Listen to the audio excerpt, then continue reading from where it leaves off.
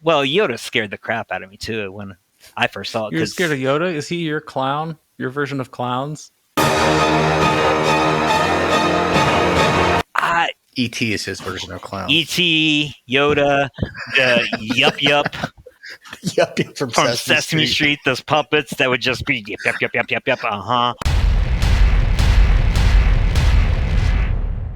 Number 5. All right. Number 5 on my list is Star Wars Return of the Jedi.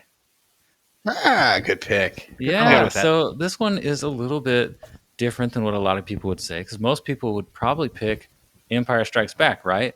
It arguably has the best acting, but when I was a kid, I always resonated with that movie the most. And then as an adult, I found it still is just as powerful, especially the showdown between Vader and Luke at the end.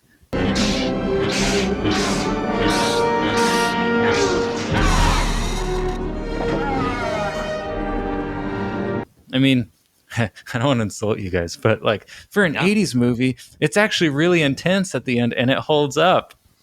Is that true? Oh, totally. Yeah. Like it's dark and serious and it was just intense. The showdown between Vader and the Emperor and Luke.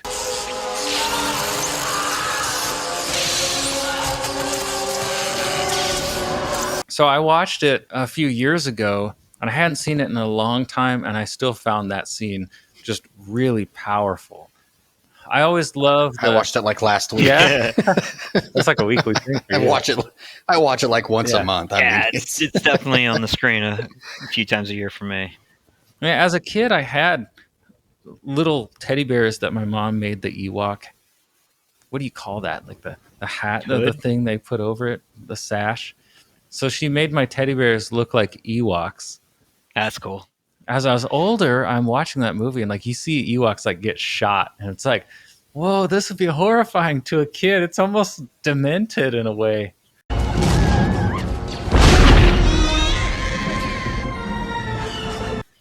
So my spiritual reasons for picking this film are all the questions that come out of the whole Luke Vader situation. I feel the good in you, the conflict. There is no conflict. You couldn't bring yourself to kill me before, and I don't believe you'll destroy me now. You underestimate the power of the dark side. If you will not fight, then you will meet your destiny.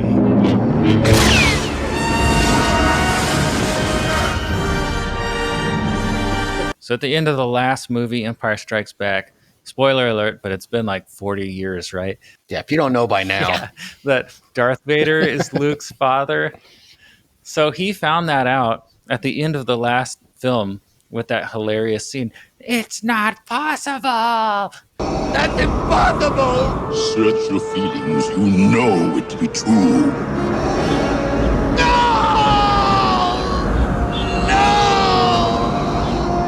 At the beginning of this movie, he has to grapple with that. Now, he's never really known his father. His father has blown up planets. He's basically Hitler. And for some weird reason, Luke is motivated to try to save his father and repair his relationship with them. So it is an interesting dynamic of how, even though his dad had done terrible things, that family connection is almost spiritual, and that desire to try to redeem his dad. But I also thought, oh, this is really interesting because Luke is in a situation that no child should really ever find themselves in, but it happens, right? Where the parent has like lost all morality and the child is the one trying to help the parent. Like it's usually the other way around. The parent is trying to shape the child and the child rebels, but this is the reverse of that. And I think as a viewer on a spiritual level, you know that that's not the way things are meant to be. So just like my 6th favorite movie of all time, I think we see another example of the Garden of Eden here, because in the Garden of Eden, there was this idea in the ancient world of a cosmic mountain, which was supposed to be a place where heaven and earth overlapped. So this spiritual realm overlapped with the physical realm, and humans lived with the gods, right? So in Christianity, man lived with God, and when they left the garden, everything's all wrong. I think that's what you see in that Vader relationship. And Luke is arguably trying to restore Eden by redeeming or restoring Darth Vader to bring things back into order. I have this theory that everybody is reliving the Garden of Eden narrative, and that it is just something that repeats and everybody has their own. And I see that in this film too. So I am curious though. It is somewhat a question in this film of, could Hitler be redeemed? That's the question you're really being asked when you're asked to consider whether or not Darth Vader can be redeemed. Some people watch this movie and they're like, no, like there should not be redemption for him at the end. But what do you think? How do you think God would view that situation? It depends how you look at it, because there is this magical force that has corrupted Anakin Skywalker. So you could look at it two ways. If you look at it in a real sense, I've got to believe, yeah, you know, anybody can ask for their forgiveness.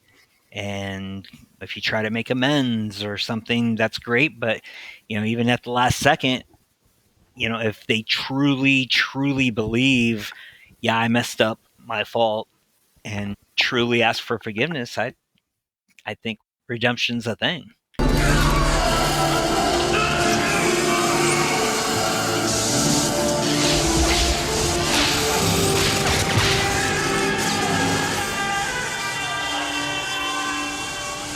But if you look at it in the fictional world, he was corrupted by an evil magical force that made him do these things. And it took his son, who also had this magical force, to pull that evil dark force, if you will, out of him and kind of cleanse the palate a little. Yeah. I was okay with his redemption, especially knowing now that since the prequel movies came out and you can see his whole story arc and you understand why he went the way he went, because his intentions at first were good. You know, he was trying to save his wife. That was the whole reason that he did what he did, because he thought, this is going to keep my, you know, wife alive. He was being fooled the entire time, but, you know, so for his redemption at the end, for Luke to turning back and for him to come back to the light to save his son, I thought it was an overall pretty good story arc. As for, like Doug said, with the real world, though, someone like Hitler doing those horrible, horrible things that he did, I can't imagine him at the last minute going, oh, I'm so sorry, I did this wrong. I'm opening up all the camps. I'm sorry, you've made your bed. And now you got to sleep in it. That's just how I feel about something like that. Yeah. But being in the fictional world, you know, I thought it was, yeah, I have no problem with it. Return of the Jedi is one of the first movies I ever saw in the movie theater. Oh. And I can remember going, my aunt took me to see it when it came out in 83. I was 5. And I remember seeing Jabba on the screen and just absolutely panicking. I remember freaking out in the movie theater the first time I saw Jabba the Hutt. I don't really remember much else about the movie. Yeah, you know, it's a really good pick because a lot of people do pick Empire as the best. I fall into that camp. Empire, I think, is a superior movie. It was the best story. However, I think out of all 9. That middle act. Yeah, I mean, the middle act of the trilogy, they were able to really flesh out some of the characters. You got to know the characters a lot more, you know, and it's really setting up. I love the fact that it ended dark. It ended with a cliffhanger. Yeah, I was going to mention that, and you would probably know better. I mean, most movies never did that. Mm-hmm. because maybe let's see, no, even Godfather 2 had a ending that was sad but satisfying. Maybe. Yeah, sequels never really ended like that. Mhm. Yeah, you're right. So it just really resonated with people. It was like, oh my God, this movie's ending on such a dark note. Plus, it's the biggest cliffhanger ever in a movie. Yeah. Yeah. He wrote those you got to look at those three movies as like one long story. In the middle of any story is always the setup. It's always the setup for what's going to happen later. It's always kind of the darker part. It's always the part that sets more character development. And that's exactly what Empire did. But however, with Jedi, though, I grew up watching Jedi more than I watched any of the other two.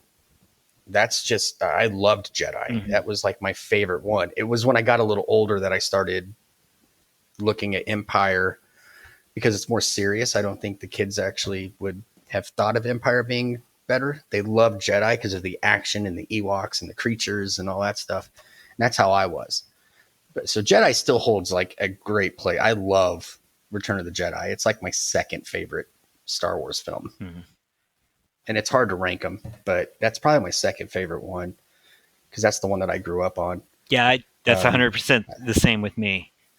I would prefer to watch Jedi more than anything else because it is, it starts off with action and then it just a little scene with Yoda and then back to the action. It is just in your face the entire time. So as a kid, 100% Jedi every time. The flow of it. Actually, and it just flows. And whenever I watched Empire as a kid, I would fast forward through real quick. For those of you who don't understand, in the past, we had to hit this button called fast forward and sit there and watch the movie go by quick and try to stop it when you got past the scene you did not want to watch. So anyway, I would fast forward through all the Yoda scenes. Every single Yoda scene I would fast forward through because it was kind of boring Hoth to me. to Bespin. Well, so it was Hoth and then the lightsaber fight. Asteroids. I would watch the Solo stuff, but I would always skip the Yoda stuff. Yeah, every once in a while I'd watch it just to keep up with it. But yeah, I did not find that. Well, Yoda scared the crap out of me too when I first saw it. You're scared of Yoda? Is he your clown? Your version of clowns? E.T. is his version of clown. E.T., Yoda, the Yup from Sesame Street. Those puppets that would just be yep. Yeah, those still give me that feeling. As an adult now, I have no issue. I love Yoda. I mean, he was great in episode 2 and 3. But yeah, when I was a kid, Yoda kind of creeped me out a little bit too. So yeah, I'm 100% with you, from a kid's standpoint, from a young standpoint, where a lot of my favorites come from. Yeah, 100%. I would say Jedi was my favorite as a kid.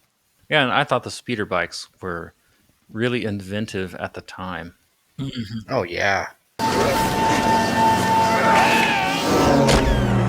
Oh, yeah. I used to sit we had a swing set in the backyard, and we had one that was like it kind of looked like a teeter-totter, but it didn't do this. It swung. Oh, yeah. So I'd always sit on one seat, and that was my speeder bike in the backyard. Totally. So I'm swinging back and forth. Yeah, I have nothing bad to say about Jedi. You picked a good one there, and I absolutely not in my top 5 or top 6, but definitely up there. Oh yeah, so, cool. Good recommendation. Yeah, very good pick. To wrap up our Hitler debate, I think you guys are spot on. I think there's a difference between justice needing to be served and forgiving someone too, because I think God will forgive someone for anything. So he might forget Hitler, but there is still a thing called justice, So what happens in the spiritual world and earth might be a little bit different, but some people would have a hard time with Christianity because of that. Like, oh, God would let them into heaven. Well, it kind of depends on where their heart's at when that time comes. But you could look at it the other way too. Like, if we mess up really bad, we still got a chance. So I think that's cool. Yeah, I think let's say Vader lived at the end of Jedi. He's redeemed himself. He destroyed the Emperor. He saved his son. He's come back. That's well and good. you're still facing crimes. Yes. Oh, 100%. You're out of this. More than likely, You know what I yeah. mean? The best thing I can... He's not getting off scot-free. I mean, best case scenario is life in prison for him. Yeah. Because... That's... and you have he to do might get something. You that can't just... because he did help save everyone, but yeah. He also blew up Alderaan. Yeah. But I would have So... mad respect for him for turning a new leaf after that. Because you would think that he's long gone. And to come back from that, yeah, he's in prison, but I'd still be like, wow, I respect that guy. He didn't have to turn around. You're right. Yeah, that's what I'm saying. I think he would give a little bit of leeway, but you still have to pay for the crimes that you've committed over the last 20-some years. So he gets to go into the Martha You Stewart murdered a bunch cell. of younglings. Yeah. Yeah. He would have like the Al Capone thing. He'd get his own TV and he'd have his own. But you're still paying. You're staying here though. Yeah. Yep. So, well, not totally forgiven. Yeah. If you liked this video, help us build this channel so we can make more by subscribing to our channel, liking this video, or commenting, and we will be back soon with more spiritual themes and movies.